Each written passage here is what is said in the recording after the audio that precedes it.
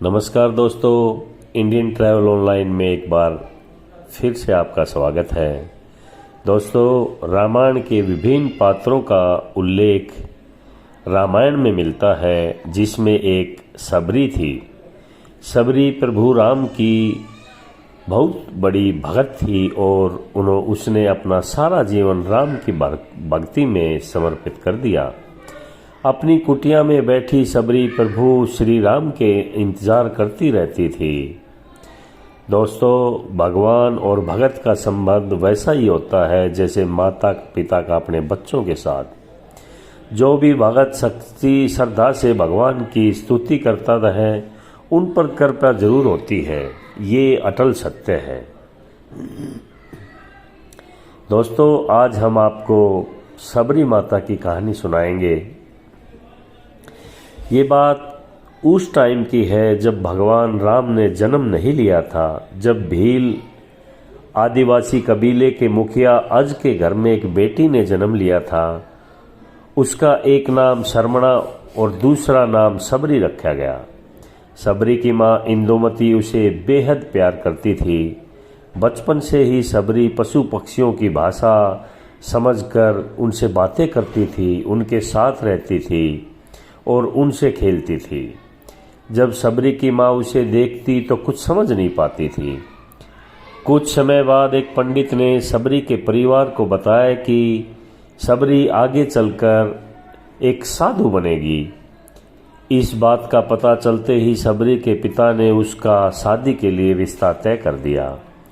जैसे ही शादी का रिश्ता नज़दीक आया, सबरी के घर वालों ने काफ़ी सारे जानवर जैसे बकरी, गाय, भैंस ये लाकर अपने घर में बांध दिए।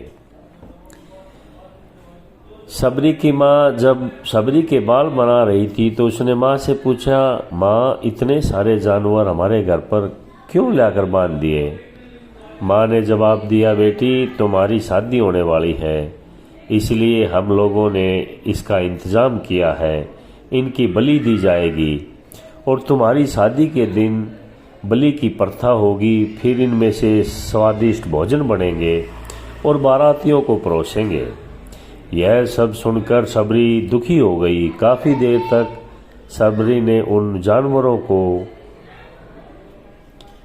चुपचाप खोल दिया। सोचते सोचते सबरी के मन में हुआ कि अगर ये जानवर यहाँ नहीं होंगे तो इनकी बलि रुक सकती है। ऐसा ही नहीं तो मेरे घर में कहीं चले जाने पर भी बलि रुक जाएगी। जब मैं नहीं रहूँगी तब कहाँ से मेरी शादी करेंगे और कहाँ से इन जानवरों की बलि देंगे? यह सोचकर जानवरों को रखी गई जगह पर सबरी पहुंची। उसने सोचा कि उनको खोल दूं, लेकिन वो ऐसा नहीं कर पाई। इसके बाद सबरी जंगल की तरफ चली गई। भागते भागते सबरी ऋषिमुख पर्वत पहुंच गई। वहाँ करीब 10,000 ऋषि रहते थे, पूजा पाठ करते थे, भगवान के ध्यान में मगन रहते थे। सबरी को लगा कि वो भी इसी जंगल में किसी ऋषि मुनि की सेवा करेगी और यहीं अपना जीवन बिताएगी। वो चुपचाप उसी जंगल में एक हिस्से में किसी तरह से रहने लगी। एक छोटी ही झोपड़ी बना ली। सबरी रोज ऋषि मुनियों की झोपड़ी के आगे झाड़ू लगाती, हवन के लिए लकड़ियां लाती और उनकी सेवा करती। ऋषि मुनियों को समझ नहीं आ रहा था कि जंगल में उनका काम ये कौन कर देता है। एक दिन सबरी को किसी ऋषि ने देख लिया। उससे देखते ही पूछा कि बेटी तुम कौन हो? जैसे ही सबरी ने कहा कि वो भील आदिवासी परिवार की है तो उसे ऋषियों ने खूब डांट लगाई। सबरी की इस बात का बिल्कुल भी पता नहीं था कि उसकी छोटी जाति है और ऋषि मुनि उसे घृणा करते हैं। जाति की वजह अपमान सहन करना पड़ेगा, ये सबरी को नहीं पता था। इतना सब होने के बाद भी सबरी हर ऋषि मुनि के दरवाजे पर पहुंचती, झाड़ू लगाती, आंगन साफ करती और गुरु दीक्षिणा देने के लिए साधुओं से कहती। हर कोई सबरी को उसकी जाति की वजह से आश्रम से भगा देता, किसी ने उसको नाम नहीं दिया। ऐसा होते होते काफ़ी दिन बीत गया। उसके बाद सबरी मंगत ऋषि की कुटिया में पहुंच गई। वहां पहुंचकर मतंग ऋषि को सबरी ने बताया कि वो उनसे गुरु दीक्षा लेना चाहती है।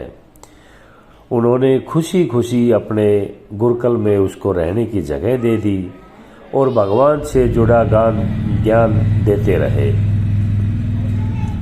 सबरी ने भी अपने गुरु मंतंग ऋषि की सेवा करने में कोई किसी प्रकार की कमी नहीं छोड़ी। वो गुरुकुल में भी सारा काम करती। सबरी को खुश होकर मतंग ऋषि ने उन्हें अपनी बेटी मान लिया। समय के साथ साथ मतंग ऋषि का शरीर बूढ़ा हो गया। उन्होंने एक दिन सबरी को अपने पास बुलाया और कहा, बेटी, मैं अपना देह त्यागना चाहता हूँ। बहुत साल हो गए इस शरीर में रहते रहते, अब मैं ये शरीर छोड़ दूंगा। सबरी ने दुख मन से कहा, आपके ही सहारे मैं इस जंगल में रहती हूँ। अगर आप चले गए तो मैं यहाँ कैसे रहूँगी? आप अपने संग मुझे भी ले चलिए, मैं देह त्याग दूंगी। मतंग ऋषि ने जवाब दिया, बेटी, तुम्हें चिंता करने की कोई ज़रूरत नहीं है। भगवान राम तुम्हारी चिंता करेंगे और ध्यान रखेंगे। सबरी ने राम का नाम सुनने के बाद पूछा, वो कौन है? उन्हें मैं कैसे ढूंढूंगी? मतंग ऋषि ने बताया, राम कोई और नहीं, वो इस सृष्टि के रचयिता भगवान हैं। वो तुम्हें सारे अच्छे कर्मों के फल देंगे। तुम्हें उन्हें जरूर ढूंढने की कोई ज़रूरत नहीं है। एक दिन वो खुद तुम्हारे पास इस कुटिया में आएंगे और तुम्हें अपने हाथों से मोक्ष देंगे, ज्ञान देंगे। तब तक तुम इसी आश्रम में रहो। इतना कहते ही ऋषि ने अपना शरीर त्याग दिया। सबरी के मन में मतंग ऋषि के जाने के बाद से एक ही बात, भगवान राम शवे उससे मिलने के आएंगे, ऐसा गुरुजी ने बताया था। वो रोज भगवान से मिलने के लिए बाग में जाती, अच्छे अच्छे फूल लेके आती, आश्रम की सजावट करती और भगवान के लिए बेर तोड़ कर लाती। भगवान के लिए बेर चुराते हुए सबरी ने उसे चख भी लेती थी ताकि भगवान को किसी प्रकार का खराब बेर ना मिल जाए।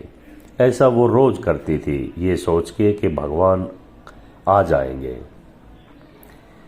रोजाना सबरी इसी तरह भगवान के दर्शन की आस में फूल और बेर इकट्ठा करती थी। इसी तरह इंतजार में बरसों बीत गए। सबरी का शरीर भी बूढ़ा हो गया। एक दिन आश्रम के पास ही तालाब में सबरी पानी लेने गई थी। तभी पास के ही एक साधु ने उसे अछूत कहते हुए वहां से भगा दिया और कहा कि यहाँ दोबारा नहीं आना। एक पत्थर भी उनको मार दिया। वो पत्थर जब सबरी को लगा तो उसे चोट लगी और खून बहने लगा। बहते हुए खून की एक बूंद उस तालाब में गिर गई। तभी पूरा तालाब पानी से खून में बदल गया। यह देखकर साधु ने सबरी को डांटा और कहा कि दुष्ट, तुम्हारी वजह से पूरा पानी खराब हो गया। रोज ऋषि उस पानी को साफ करने के लिए अपनी कई तरह की विद्याएं लगाता, कई सारे जतन लगाता। फिर उन्होंने गंगा जैसी कई पवित्र नदियों का जल भी उस तालाब में डाला, फिर भी पानी साफ नहीं होया। वो खून जैसा ही लाल रहा। काफ़ी सालों के बाद तालाब के पानी को साफ करने की कोशिश के बाद ही भी कुछ काम नहीं हुआ। तभी ऋषि ने थककर सब कुछ छोड़ दिया। इस घटना के काफ़ी साल के बाद भगवान राम अपनी सीता माता के हरण के बाद उन्हें ढूंढते हुए तभी तालाब के पास पहुँचे। ऋषि मुनियों ने उन्हें पहचान लिया। भगवान को वहाँ देखकर ऋषियों ने तालाब का पानी साफ करने के लिए कहा और अपने पैर भगवान ने पानी में डाले, लेकिन पानी जैसा का तैसा रहा। ऋषि मुनि ने भगवान से भी कई जतन करवाए, लेकिन वो पानी साफ नहीं हो सका। तब भगवान ने ऋषियों से पानी के लाल होने का कारण पूछा। तब ऋषियों ने सबरी को पत्थर मारने वाली बात और खून टपकने की बात उनको बताई। उसके बाद कहा कि वो महिला ही इस पानी को साफ कर सकती है। साधुओं ने बोला, वो महिला अपवित्र है, छोटी जात की है, इसलिए यह पानी सब उसकी वजह से हुआ है।